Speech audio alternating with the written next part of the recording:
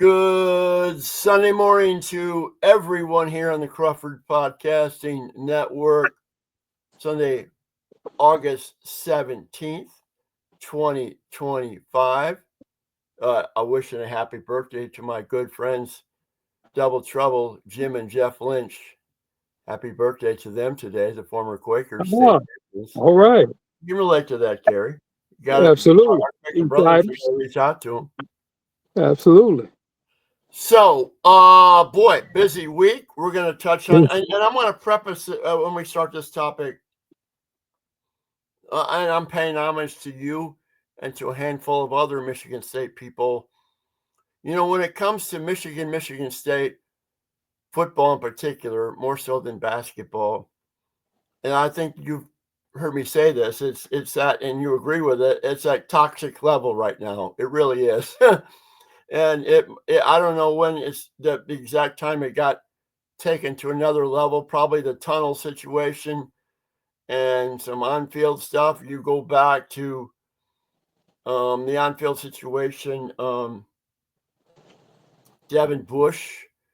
I think that was a 2019 game or the 2019 game. And I mean, you just go on and on and on. Okay. And, I've come to the conclusion. I mean, I used to be I love the banter of Michigan State. I mean, I have friends who went to Michigan State, like you, graduates. I'm a graduate of Michigan and living here in East Lansing.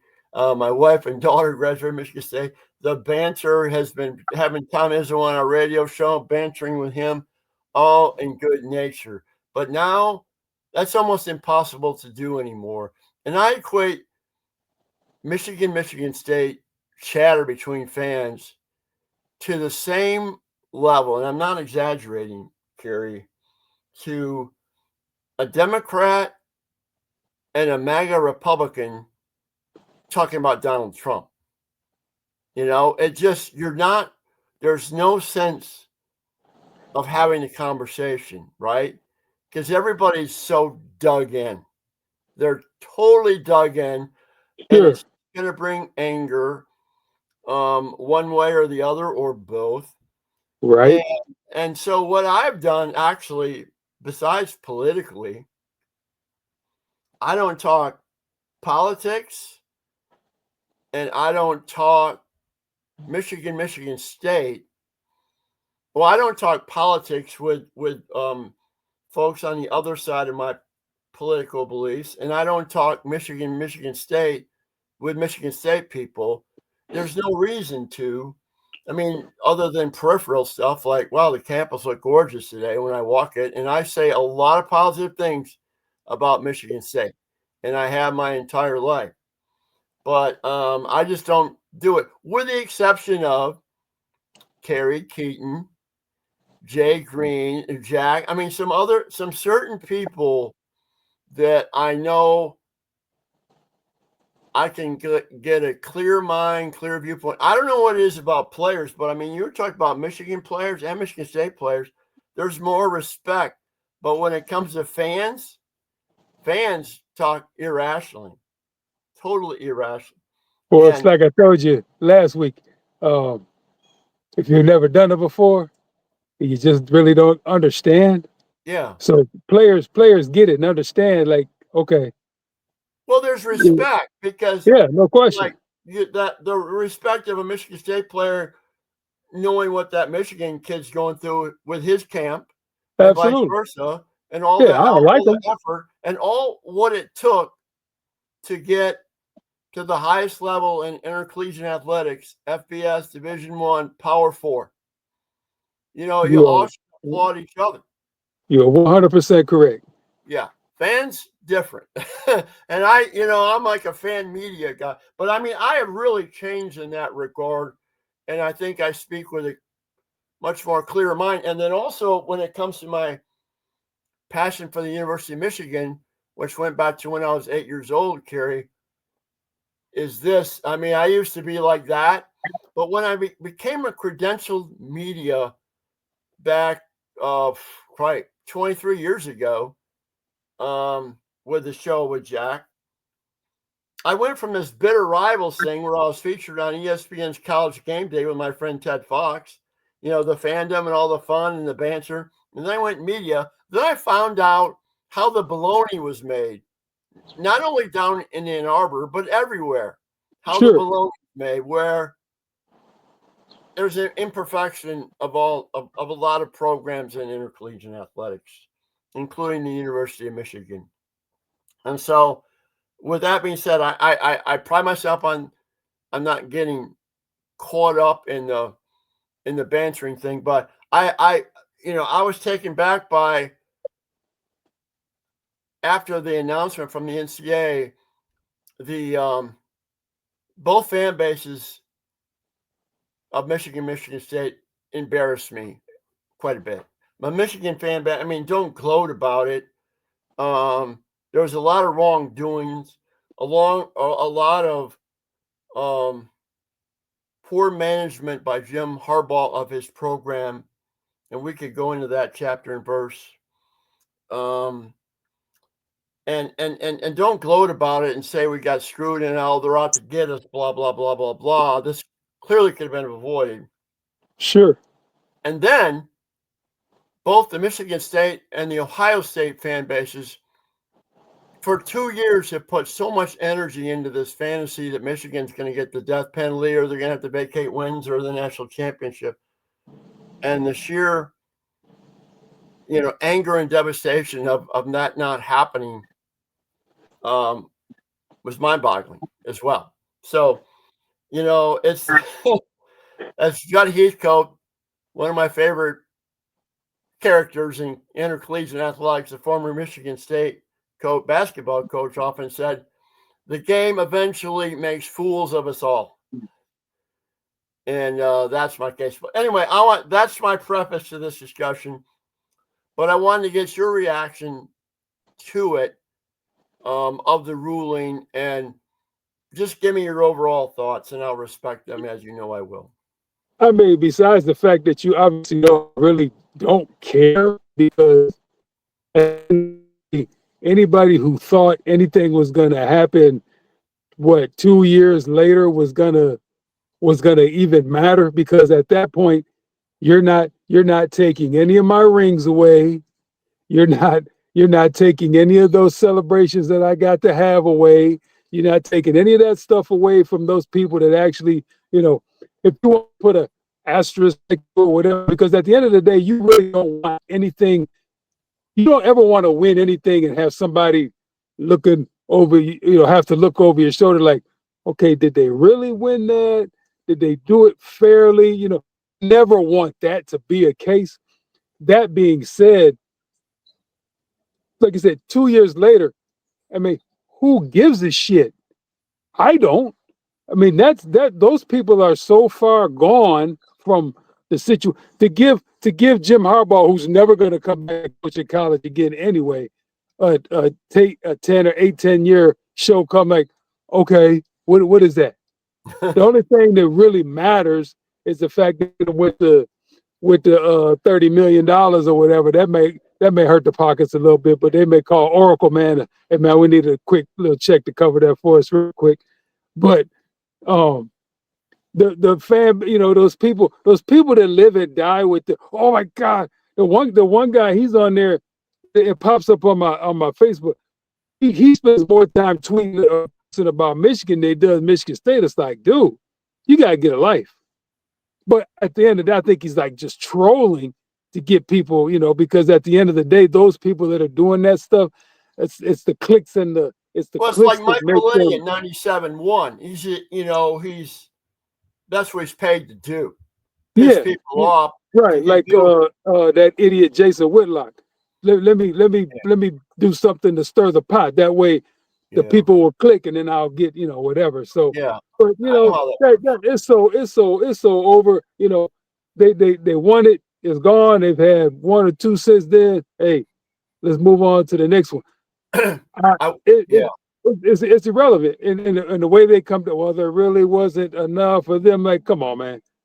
You just NCAA tell you that you just don't know nothing. Just tell me you really just don't know nothing, because you're just a piss poor run organization, and you're so late on everything now.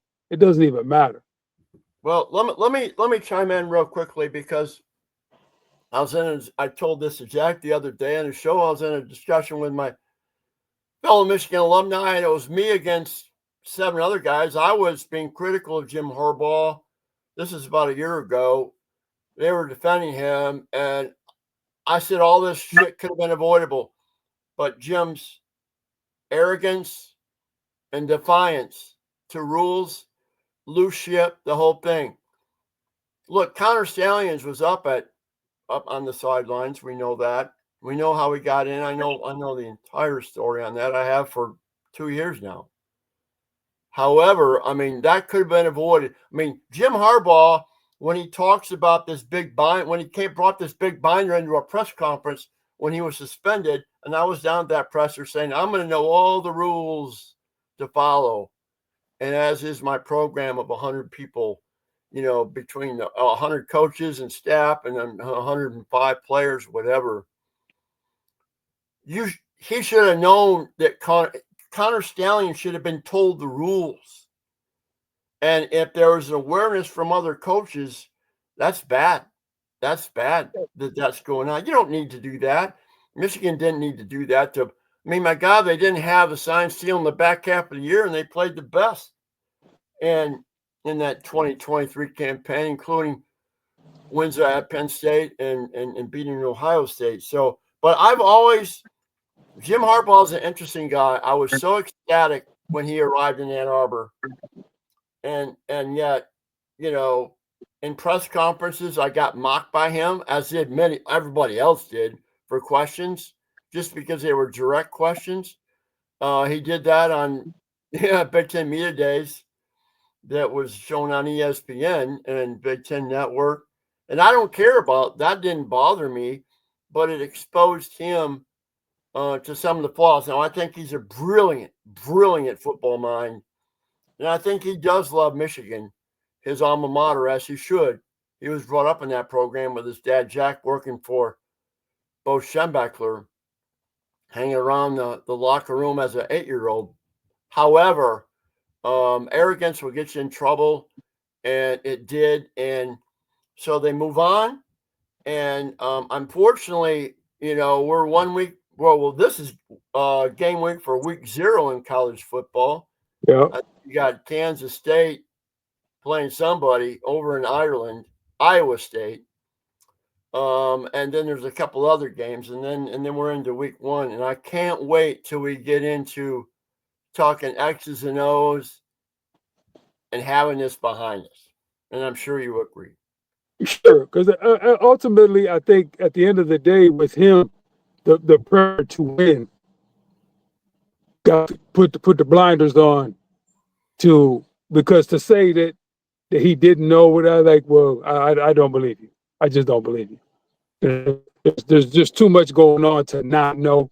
So the pressure to win, pressure to beat Ohio State, ultimately, I mean, I guess you'd say it cost him a dream job to coach his alma mater and all that kind of stuff. Because what should have happened, in my opinion, if none of that, because they're a good football team, Yeah. and they probably could have should have won without doing any of that kind of stuff. Well, they should have won it in 22. And then you're just stacking. Now you're stacking. Now you don't have to. He has lifelong contract. You throw a couple of natties in there, he coach forever till he wants to fall over and pass away because he earned it. But now everything comes with the stain and blah blah blah and all that other bad stuff, which is unfortunate. And it's more unfortunate for the kids because once again the adults in the room were doing, and it affects the kids. Let me say something though that I think people need to realize about Jim Harbaugh. First of all, back to that thing at the Brown Jug, buying the burger for JJ McCarthy, whatever, and then changing the story. It's a freaking burger. You talk about a slap on the wrist. I mean, during the COVID period, but Right. But then you don't change the story and deny it, and that's just being arrogant and defiant. Sure, absolutely. in the 2015 Big Ten Media Days, it was Jim Harbaugh the very first time that suggested as a coach, or pretty much as any, the one-time transfer that ended up evolving into the transfer portal. Okay. And that press conference, it was at the Hilton in Chicago. I'll never forget it, in the scrum. I go, wow, this guy's really pro player. And in the same conversation that he expounded on a couple years later, players need to be paid, which you would agree with. No And problem. there's no coach that pushed that before Jim Harbaugh did. And there's no coach that pushed it harder than Jim Harbaugh. And then, he talked about the, they got to pay, they got to pay the taxes and all this stuff. There's a lot going into it, but they should be paid and blah, blah, blah. And the 2017 Big Ten Media Days, and they pushed it. What happened? Okay. You don't think that pissed off the NCAA? Sure. Against Absolutely. Jim Harbaugh? Yeah. Absolutely. Absolutely it did. Because it was wrecking their perfect model. Right. Their model to get paid. Yeah. Yeah. So now they're going to share the wealth. Yeah. So anyway, we could talk more about this on and off, but I wanted to get your initial reaction to it. And I want to talk about Michigan State right now. You've, as a former player here locally, it's handy for you, but the number of times you get over there to practice is amazing. You were there a couple times this week. But tell me your thoughts now. We're a week away from game week. Michigan State taking on Western Michigan on Friday night, the 29th. But what's your vibe right now on the situation, particularly the offensive line? Offensive line, we're getting better. There's so many different pieces that are still coming together there, with new faces. So that's still definitely a work in progress. Definitely good running backs are running hard, but the defense is really, Rossi got them kids playing right now. Joe Rossi, the DC is a good one. Not a good one. And in the preseason, the defenses are always better than the offenses because it is what it is.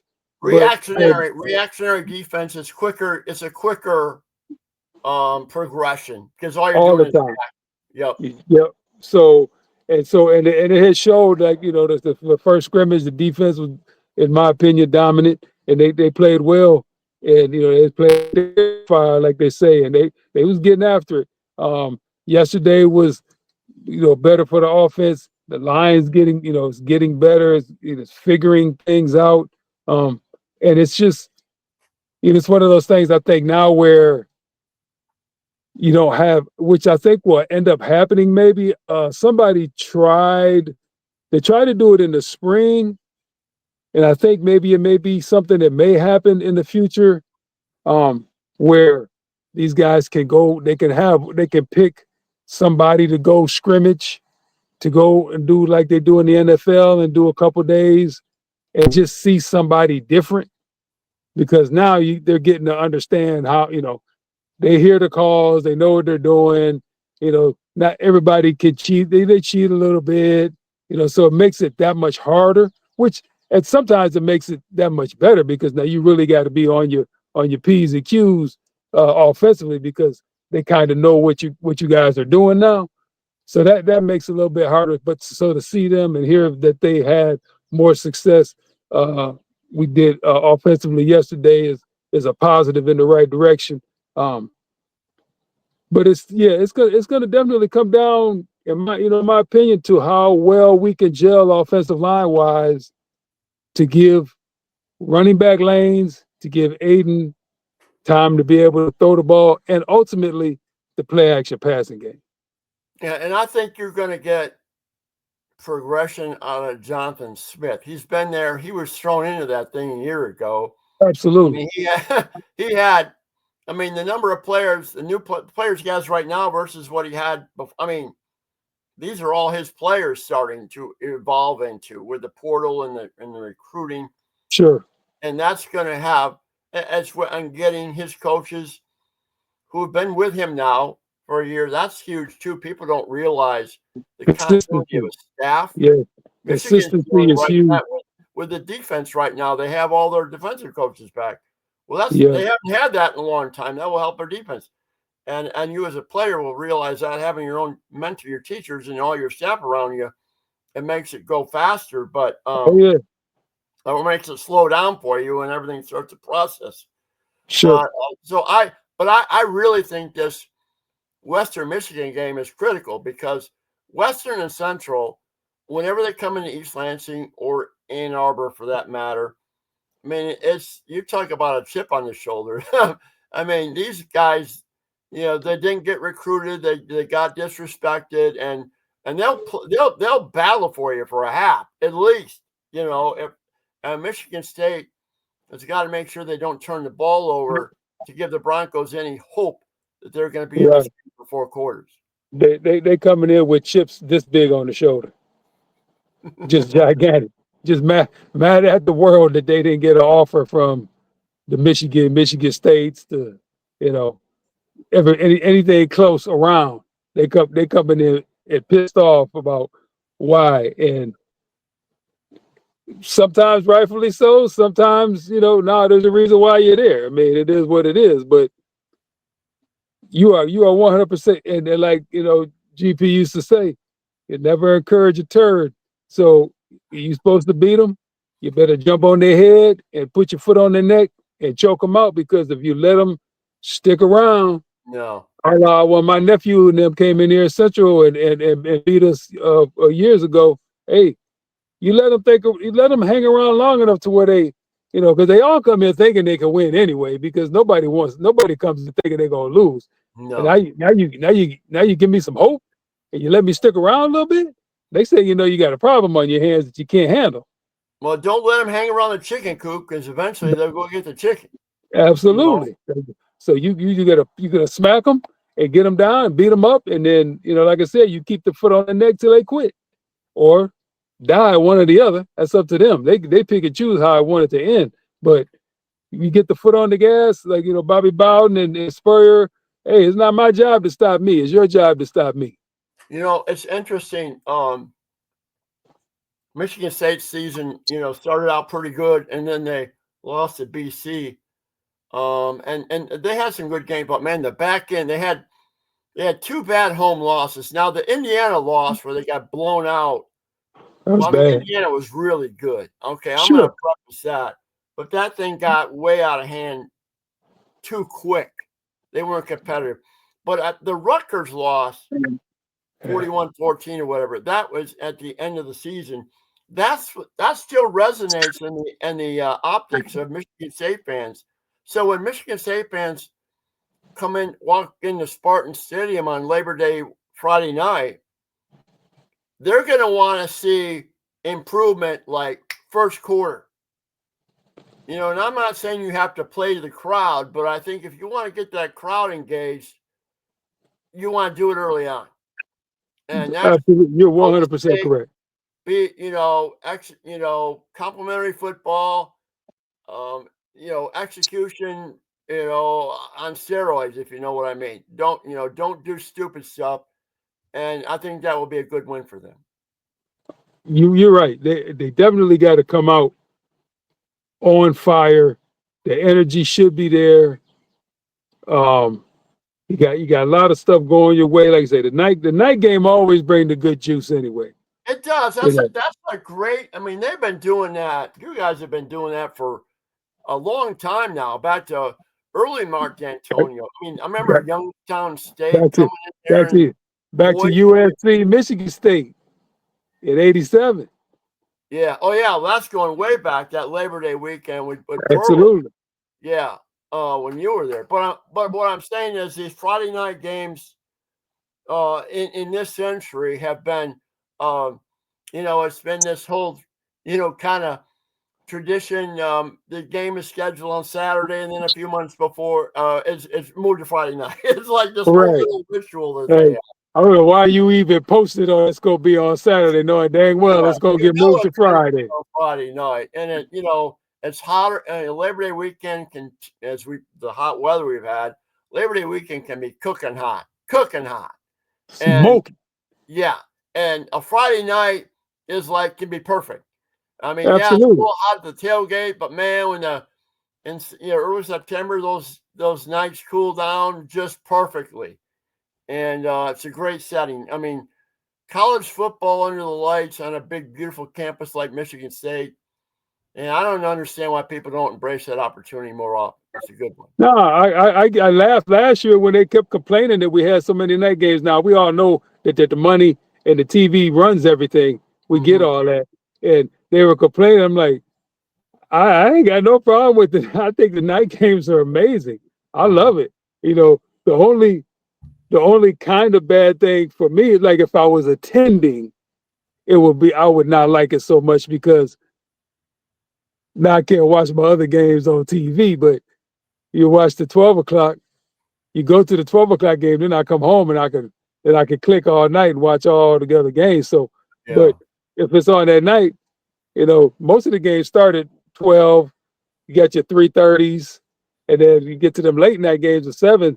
There's only a handful of them on there, Yeah. and then you get that second wave of well, it used to be Pac-12 after night, but now it's Big Ten after night when the West Coast is playing. So it works out well for me. I'm good all day long Yeah, I know. Saturday. I know. Chilling in your man Beautiful. cave. I get it totally. God, this I is the know the best media part of the must year, like. man. This is awesome. It's I know. football season. You're getting me excited right now, man. All ready for college football. Kerry, great job again. Coach Keyton Crawford here in the Crawford Podcasting Network. Go out to Tom's Take Community on Facebook and YouTube, and at Bluebelly Tom on TikTok. All our videos are there. So next week we'll be in game week. We'll talk a little about that. We might have a high school coach on with us for part of it as well. High school Yes. football starts, my Shout God, out. you're like 10, 11 days away from that. Thursday Right. Shout out. Yep. Shout out to all those young men out there that have been putting that work in. Yep. If they've had to go out in the afternoon, it's been a little Oh, bit different. It's hot. been a little bit warm out there. So hopefully them coaches getting them out there early, 8 o'clock to 12, and getting them Yeah. out of there because that 12 to 4:30 been different lately. So Oh, yeah. shout out to them young men. Hopefully nobody's been getting any injuries or anything like that. And just looking forward to an awesome high school season. And like you said, the college is right there. And this is the best time of the year, man. It's the best time of the year. Fall football's in the air. It's time to go. Right. So anyway, great job, Kerry, and we'll talk to you next week. Again, it's Coach Keyton Crawford here on the Crawford Podcasting Network. As Kerry always ends it, Go green. go blue.